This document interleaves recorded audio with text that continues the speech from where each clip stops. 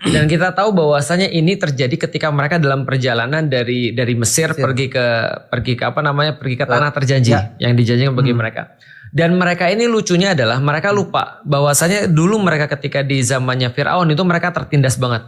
Nah, somehow mereka itu menjadi sebuah bangsa yang menyerap seluruh hal-hal yang buruk yang ada pada Mesir dan Firaun, dan mereka mengubah apa yang ada pada diri mereka yang awalnya Allah utamakan karena ketaatannya itu menjadi sesuatu yang mirip-mirip orang-orang Mesir.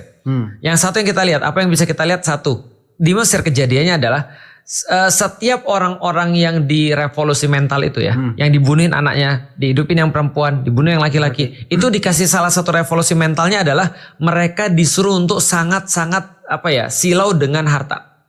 Dan itu yang dilakukan oleh Korun dengan harta-hartanya, bawain kunci-kuncinya. Dari situ kita tahu bahwasanya Bani Israel sudah banyak sekali orang-orang yang ya Allah, andaikan aku seperti dia, kayaknya hidupku bakal lebih bagus. Gitu. Betul, mereka bahkan nggak ngerti masalah utama mereka apa. Masalah utama mereka adalah mereka dibunuhin, masalah utama mereka adalah mereka sedang dirusak mentalnya. Tapi mereka justru pergi pada sesuatu yang mereka harapkan adalah duniawi, kenikmatan duniawi. Maka di sini kita bisa tahu bahwa ini mempengaruhi mereka dan mereka bunuh orang gara-gara dunia.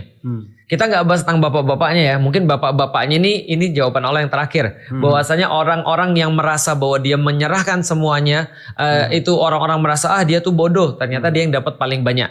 Orang-orang menyerahkan setengahnya misalnya. Ternyata anak-anaknya nggak tahu tuh kenapa tiba-tiba jadi paling jahat gitu kan. Yang nahan ternyata tetap aja dia tahan, dia sangka itu untuk dia ternyata hilang semua. Mungkin perlu dipelajari yang setengahnya itu untuk apa tuh. Jadi dia kan infakkan setengah tuh, tapi yang dia tahan setengah tuh untuk apa? Itu kan ya. Nah, itu yang pertama. Jadi parahnya fitnah materi bagi orang itu sangat-sangat nyata. Makanya kan kalau kita bicara tentang masalah nikah itu menghindarkan kita daripada fitnah syahwat. Tapi ada fitnah yang lain yang kemudian sama bahaya dengan fitnah syahwat, adalah fitnah harta. Coba naik lagi sana. Nah, pertanyaannya adalah ini sebelum sesudahnya. Nah, sesudahnya lagi. Nah, ini kan adalah sebuah kejadian yang menurutku di Al-Baqarah paling panjang. Di Al-Baqarah, dan ini sangat sulit sekali nih untuk ngafalin ayat-ayat ini. Kenapa?